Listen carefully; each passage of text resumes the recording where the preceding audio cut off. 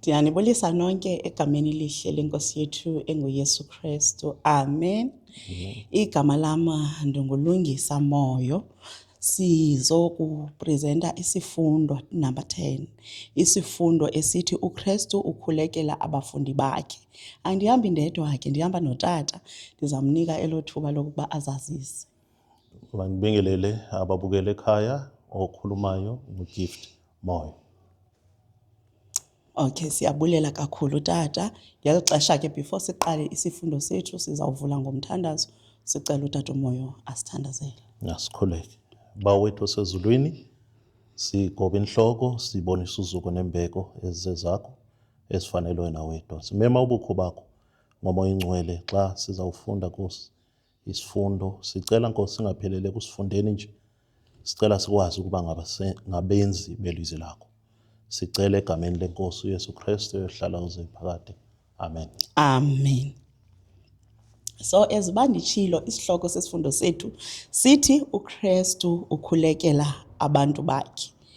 Now ngupart 1 lona. Indima yenkumbulo yesisifundo ifumaneka kuJohane 17 verse 9 and 10. Ndiyafuna ngokukhawulezileyo ukuthi kubhaliwe apha esifundweni kwesesilungu kuthiwe memory verse, kwesisezulu kuthiwa ivesi lekhanda. That means indima yenkumbulo. Yivesi ke ndikhuthaza wonke umuntu uba masithi bethelele ezingqondweni. Kungathi kuphela unyaka sibe sineverses eziyi-52 esizazi ngenhloko ngokuba siya advisewa uba sithi commit scripture into memory. Therefore ithi uJohn 17 verse 9 and 10. Mna ndicelela bona. Andiceleli lona ihlabathi. Ndicelela bona ondinike bona. Izinto zam zezakho nezizezakho zizezam ndizukisekile kubo. Yiyo ke leyo imemory text yethu. Therefore as uba kunguYesu Kristu othetha la mazwi, isifundo sethu sigxile kuJohn 17 chapter yonke. Ndifuna sihlale phansi sivule uJohn chapter 17 verse 1 to 11 namhlanje ngoba senza upart 1. And incwadi esiyisebenzisayo yosiba oluphefumlelweyo ngu-Testimonies for the Church uvolume 5 upage sisuka kupage 745. Yes, so 737 siye ku-746. So ndifuna ke into kokubana sigxile kulomthandazo kaYesu. Ungaba ithini ke tata intshayelelo? Siyabonga. Intshayelelo yesifundo sethu sifumana uYesu ethandazela abafundi bakhe. Abafundi bakhe namhlanje abayimi nawe omameleyo ekhaya. Uyakhuleka ke si-introduce futhi njobe tshilo mama nxa sicaphula ku Testimonies uvolume 5 ithi sifumana isifundo esibonisa umsebenzi uYesu awenzayo. Umsebenzi woxolenaniso phakathi kwaNkulunkulu nabantu bakhe abandimi nawe. And sibonisa ukuthi ungumsebenzi oqhubekekayo ohambela phambili. Yiyo intshayelelo yethu yanamhlanje. All right. Now that siqhuba sithi umkhuleko wokugcina kaKristu enabafundi bakhe, then ingaba uhlomla uthini sikuverse 1 and 2, that is uJohane 17. Ndiza kumfunda ke uthi, ezi zinto wazithetha uYesu, wawaphakamisa amehlo akhe, wakhangela ezulwini, wathi, Bawo, lifikile ilixa, umzukise unyana wakho, ukuze nonyana wakho akuzukise, njengokuba wamnika igunya kubantu bonke, ukuze bonke omnike bona abanike ubomi obungunaphakade. So apha ke ngoku kwesisifundo sithi kulena uSunday ithi khona kuthethwa ngomkhuleko wokugqibela owenziwe ngubani? nguYesu Kristu. Ithi ngeyiphi ke ngoku uYesu Kristu into ayenzileyo emveni kwemiyalelo abanike yona, ubana yintoni le ayenzileyo okokugqibela, and okwesibini kuyini uYesu akwembula ekuqaleni komthandazo lo. Amen. Siyabonga. Ithi ke into esifumanayo, into uYesu oyenzayo after ebalolile ukuthandaza nabo. Okay. Njengoba ngishilo ukuthi lento kumele ngiyithathe ibe personal. Nawe omameleyo obukeleyo uyithathe ibe personal. So into esifumanayo uYesu uyathandaza nabo, that's abafundi ngela xesha. Manje uthandaza nami, uthandaza nawe. Then okwesibili, uYesu wambula ukhila ukudlelana kwakhe noNkulunkulu, which is i-relationship yakhe noNkulunkulu, and abonise namandla owanikiweyo. All right. Ngoba uthi kwivesi ngicela uzichile nalaba otheni onginike bona, which is yimi nawe. So isifundo esisifumanayo kuSunday into yokuthi wasithandazela uYesu njengoba esinikile ke i-Great Commission esifumana kuMatthew 28 uverse 18 uthi igunya uliphiwe or amandla uwaphiwe ekhaya ezulwini uwaphiwe emhlabeni, usiphile elogunya ke njengoba sihamba. So umthandazo esiyifumanayo ilesson ukuthi sithandazele. Ngifuna ke sicaphune kwi-last part i-quotation lena ethi ke nxa sifunda uJohn 17 kumele simfunde siphinde simfunde and iqiniso lakhe sikwazi ukulithini ukuliphila.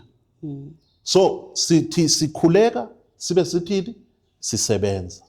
All right, thank you so much. So kusho ukuthi kuSunday eyona nto ipersonal sifumana ukubana uYesu Kristu usiqinisa ubudlelana bethu naye ezubana igunya linikwe yena, ezibesitsho nyana ubana unikwe yena kwihlabathi lonke okokubana nguye othini olawulayo. So ingathi ke ngoku eziba ichaphe ekupheleni ithi xa sifunda lo mthandazo kaJohn 17 ngowam andisafundeli abantu, ndifundela mna, nawe xa ufundela bani ufundela wena. All right, siyabulela. Then ke kuthi ke ngoku kuMonday imiphumela yokumazi uKristu sikuvesi 3 ke ngoku. Uvesi 3 yena ke ngoku othi bubo ke obu ubomi obungunaphakade ukuba mabakwazi owena ukuphela koThixo oyinyaniso naye uKristu uYesu omthumileyo. Uthi ke ngoku yiliphi iqiniso eliqavile uJesu alimemezela njengesisekelo sokuphila okuphakade na. Aphinde athi kusho ukuthini umazi uKristu futhi uyini umphumela wolwazi olunjalo na. Into esiyifumanayo ke lapha nxa sesikhuluma ngemiphumela sokumele uYesu abonwe kimi abonwe kuwe. Okay. So into esiyitholayo eyokuqala ukuthi umazi uNkulunkulu, umazi uYesu, umazi uMoya Ingcwele indima ayidlalayo. Then ibuye apha ithi ukwazi uYesu. uYesu siyakhumbula wasuka ekhaya ezulwini wabuya waphila emhlabeni. Ekuphileni kwakhe ubephila njani? So mina nawe esingabalandeli bakhe kumele siphile ngendlela uYesu owayiphila ngayo. So isimilo sami nesimilo sakho if sisithi singabalandeli bakaYesu abo abathandazelileyo kumele ngiphile ngendlela aphila ngayo. Ngenze njani? Ngivelela abagulayo. Okay. Ngifumaneka nginceda intandane. Ngifumaneka ngisithini? Ngikhulumisa kuhle abantu, anginguye umuntu ohlala esilwa ngoba into ebalulekileyo kuko konke ikhona iphathi ekhona kwi-quotation apha ngaphezulu ethi ke okukwazi nemisebenzi yethu esithini singabalandeli bakaYesu kumele kufumaneke kubonakala ukuthini inguquko. Then eyinye ke ithi seyifumanekile ingabi yinto engiyikhuluma ngomlomo nxa ngithi ngingumlindi kaYesu olinda ukuza kwesibili. Kumele indlela zami zibonise ukuthi ngenene ngilinde intoni ukuza kukaYesu okwesibili ngokwenza ngibe nani, ngibe nenceba njengaye, ngibe nokuzidela which is self denial, ngikwazi even nokuzinikela which is to self sacrifice. Ngingazibeki mina ngaphambili ngibeke omunye umuntu ngaphambili ngoba uYesu simbonile evelana nesihlwele 5000. Okay. Xa abantu ehleli nabo imini yonke uyakwazi ukuthi their trip going back home izabande uqala baphe ukudla ukuthi bakwazi ukuthi bahambe kakuhle. So yilento esiyifumanayo ukuthi nxa sesithe samazi uYesu kumele siphile ngendlela owaphila ngayo saphila emhlabeni. Amen.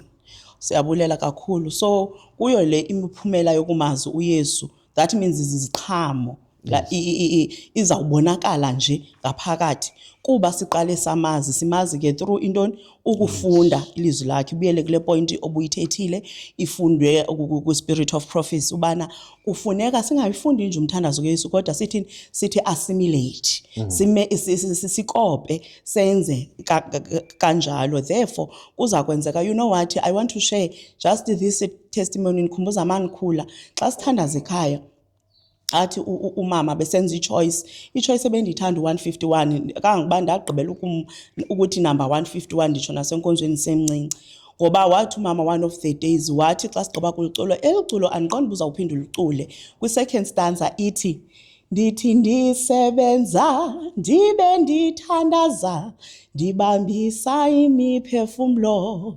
ukuzisithaba samsibengezele ngexa lokumdumisa yena. Wathi umama, hayi ndiyavuma, uthi usebenza ube uthandaza ubambisa imiphefumlo. Ukubambisa imiphefumlo ke kukuthini? Kukuvangela, ukushera ngelizwi likabawo ukuze abantu bazi ngobawo. Wathi kodwa wena uyonqena, umama ebengumvangeli ke every day evuka ayovangela ngezo ntsuku azibekileyo, but mna ndisonqena ndiya nje kuba athi ayisuke kuwe entliziyweni, eliculo awunokulicula.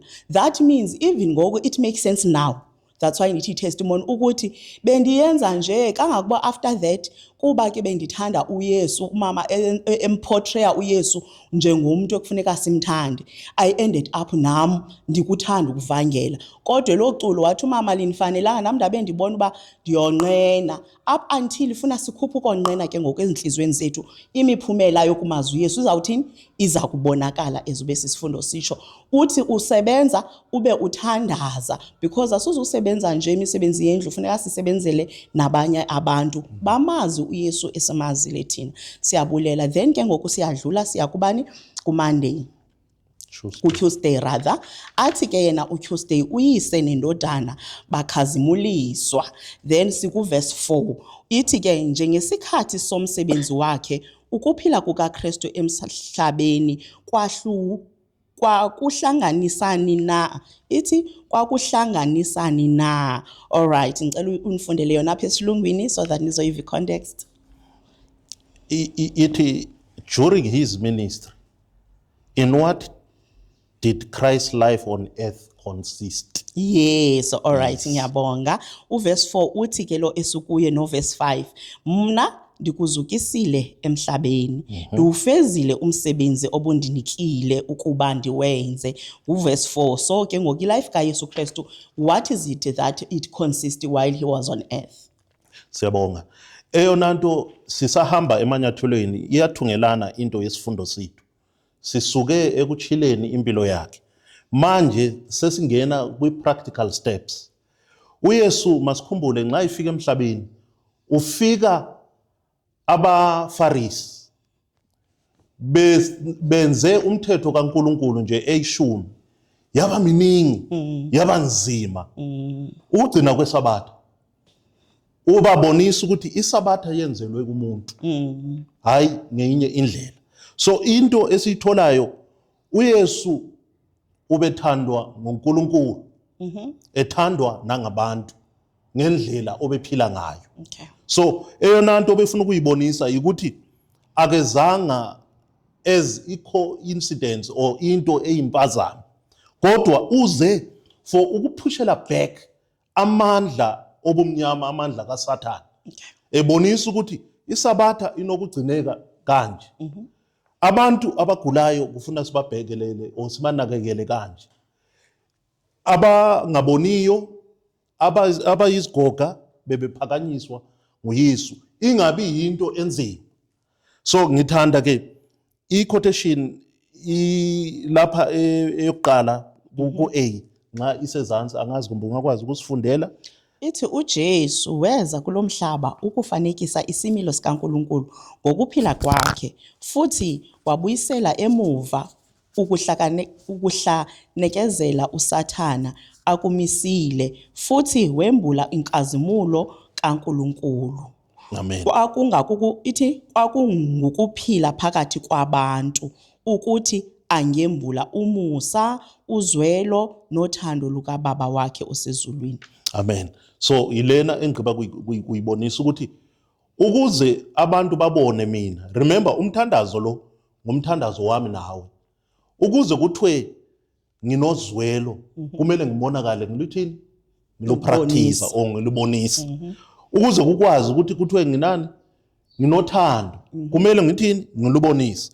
Then ku B ithi ke nxa ihambisa sibona umsebenzi wakhe. Remember ngithe ngivula sakhuluma ngantoni nge-most holy place apho uYesu akhona. Okay. So uYesu uyimediator, uyintoni, unguye esikwazi ukuthi sifinyelele uNkulunkulu ngaye. So onke umuntu osemhlabeni, umuntu onguwe, umuntu oyimi, asinako ukuthi sifinyelele uBaba uNkulunkulu ngenxa yantoni, yokona kwethu. So uYesu uzile emhlabeni wasibonisa indlela yokuphila. Yiyo indlela okumele sithini senze ngayo. Akaphelela lapho. Ithi ke nxa ivala apha ibonise ukuthi wathwala nezono zethu uYesu. Watyumzwa, wabulawa. Yes. Ebulawela mina nawe. Ngiyithanda ngoba ithi ke kukotwe ku-Isaiah 53 verse 55. Ibonisa ukuthi ngenxa yezono zethu watyumzwa. Ingikhumbuze ingoma yasekhaya. Unumber 181. Engingacula nje noba isitanda sikhumbuza. Uthi second stanza, ndicinga ngolosizi lwakhe athe ngoko wasithenga, washiya lo mabhodwe mahle esiza kufela boni. Ndicinga kuya kumkholi saxa abo bathengwa bakhe, bathemba ukubuya kwakhe, basoloko bemkhangela.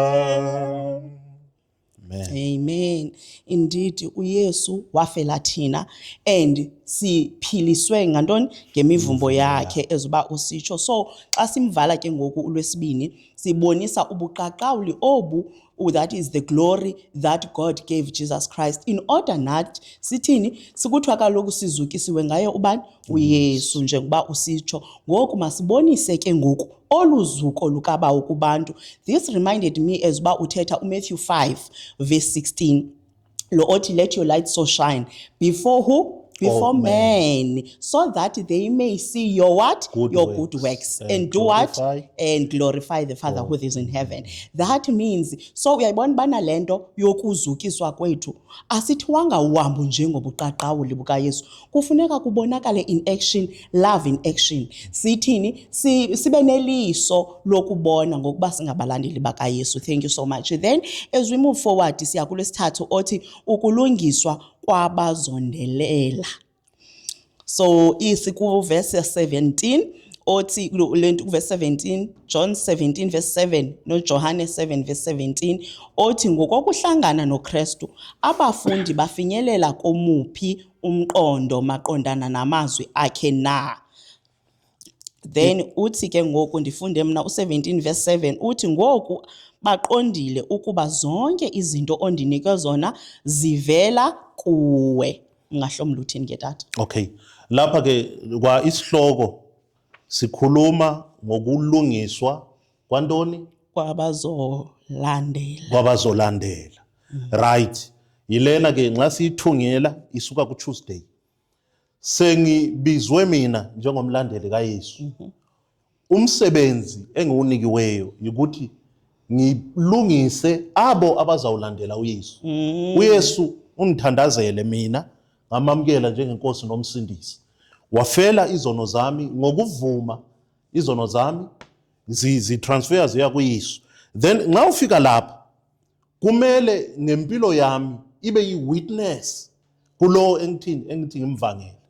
Then ngingapheleli lapho, ngimlungise umuntu or ngilungise imessage ibe lula or simple ukwenzela ukuthi abe nayo umdla umuntu or abe nako ukuthi naye akhethe uYesu njengenkosi nomsindisi.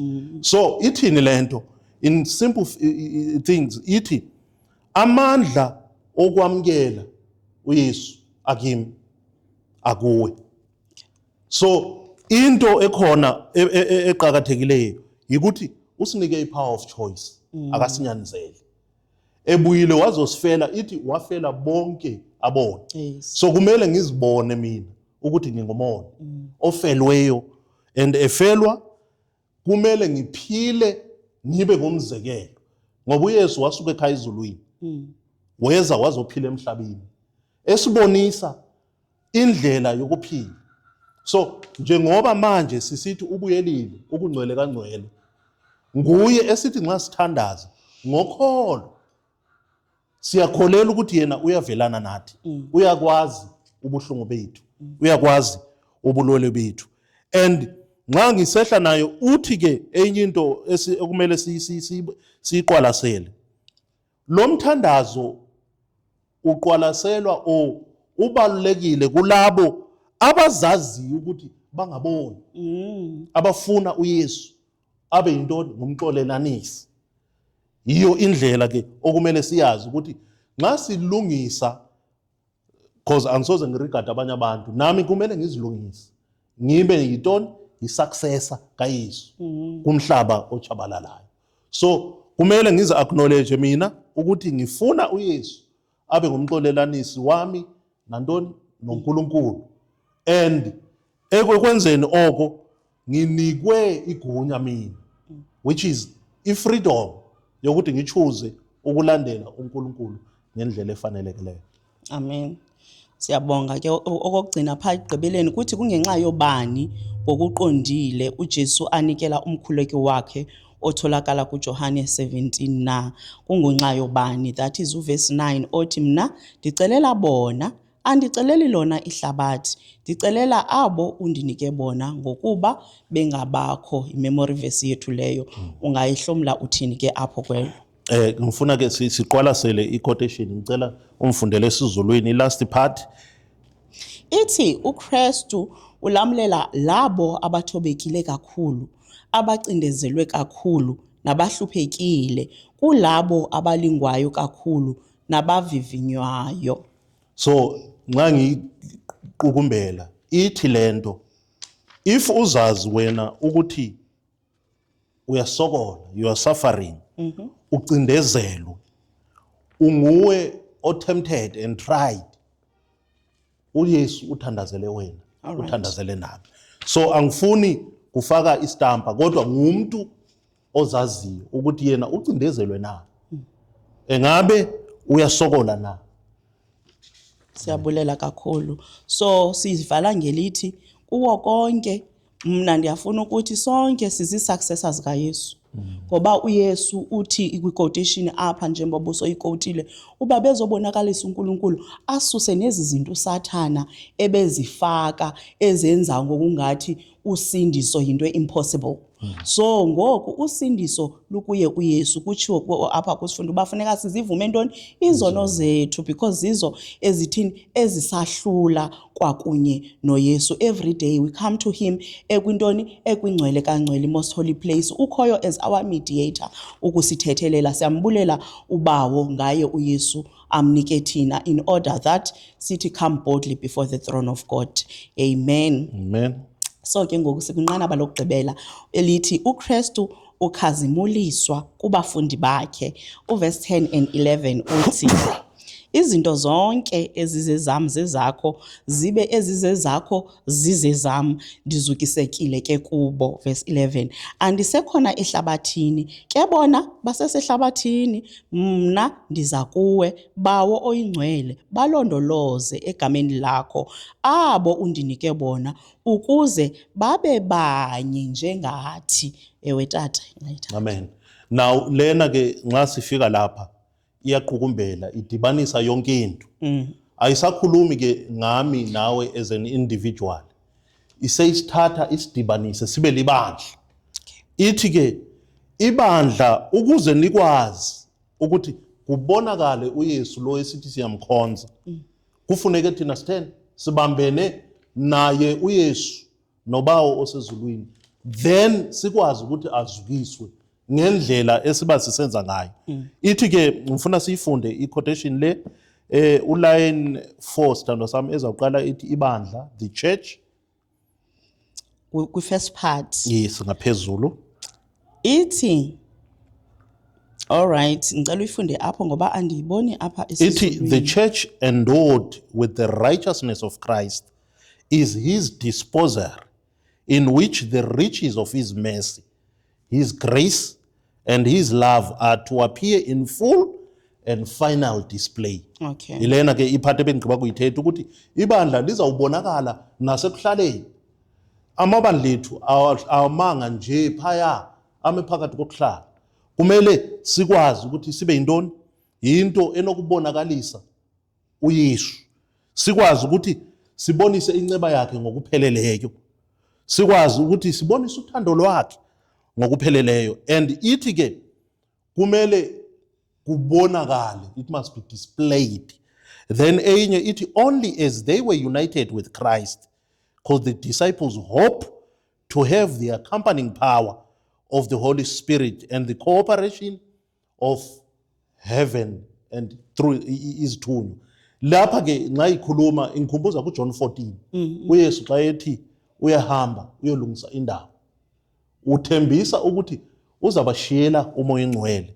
Yiwo umoya ingcwele oshiyeke kuthi, osifundisayo, Okay. osikhumbuzayo iqiniso ngobunjalo balo. So ithi sisebenzisana nawo umoya ingcwele, izithunywa zezulu nazo zisinqinqile, then we'll be able ukuthi sikwazi ukubonisa ukuba ngabalandeli bakhe, azukiswe uNkulunkulu ngendlela esiba siziconducta ngayo kwihlabathi elitshabalala.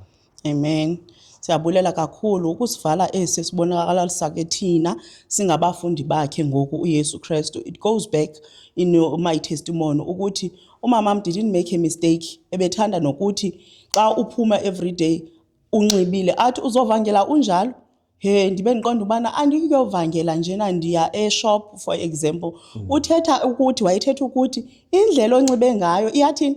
Iyavangela. So nanathi ke ngoku esisifundo sibuyisela thina ukuba uYesu akathandazelanga iliza, uthandazele mna, uthandazele nawe ukuba sifane nawe. From today kufuneka sithini? Sizigqale izinto esizenzayo. Uye athi ke umyeni wami into endiyifunde kuye ukuba every day umthandazo wethu owasekuseni singayishiyi iline ethi Nkosi ndenze umfundi wakho, ndiphe ithuba lokuba ndiwitnessele for wena. Uyathanda ke futhi naxa sesizawamkela isabatha uba sithi recall as bakutsho kwi-spirit of spirit of prophecy okokubana sijonge ukuba senzeni. Athi ingaba sikhona into esisherileyo ngayo usixelela nabanye abantu. Therefore ngumngeni kuthi as we are closing that let us look to Jesus. Masijongeni kubani? kuYesu Kristu, yena otheni ongena sono, simcele asiphe ntoni? Ubomi bakhe. Then sizawukwazi ke ngoku ukuthi in action ngehambo sifane nabani? NoYesu. Ngokwenza sithini? Sifane noYesu, because you cannot give what you don't have. Uyayiqonda? Unikeza lento unayo, awuzuvela ube ngumuntu okwazi ukunceda. Ungakwazi nokuzinceda wena isiqu sakho. Ukuzinceda kokuqala kukuthini? Kukuthi uhlale constantly in prayer, uhlale elizwini. Ngaloo ndlela ke uzawuthi umoya oyingcwele athathe indawo eziba esitsho bawo. Ndiyafuna uba masiwucule nomthandazo. Ivesi nje eyi-1 istanza esiyi-1 nechorus. Siwucule emva koko ndizawuvala ngomthandazo. Ungalibali idinga i-appointment yethu kwiveki ezayo. Siya ku-part 2. Othini? Othi Christ praying for what? For his disciples. That will be part 2. Please make sure to read it. Sithi sihlala sonke sibe sisi-dissect sisifundo sizokwazi nokusi-implementa. Masiwucule ke lo mthandazo, therefore sibe sesivala. Khangela uYesu ngena sono, bawondiphe ubomi bakhe, nandinezono nenhlupheko ndambathise ngobomi bakhe ndambesuboni obunyulu ndiqume ngobungcwele bakhe nandinezono nenhlupheko ndambathise ngobomi bakhe. Amen. Asithandazeni.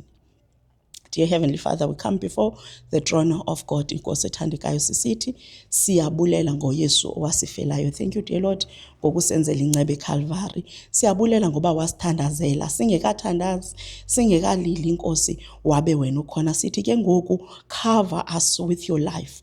Dear Lord, our sins are before us. Sicela usixolele sisonke, senze silithande ilizwi lakho, silifunde kwaye silenze sizokhona ukunikeza nabanye abantu what you give us, dear Lord, xa sihleli ezinyaweni zakho. Sisikelele ke sonke esikufunayo kukuba sezulwini xa ubuya, usiphe ke Nkosi izithaba accordingly ezizawubengezela ngokokusebenza Nkosi ethandekayo kwethu nangokusindiswa ngenceba yakho nobabalo lwakho. Thank you, dear Lord, for hearing us. We pray in Jesus' name. Amen. Amen.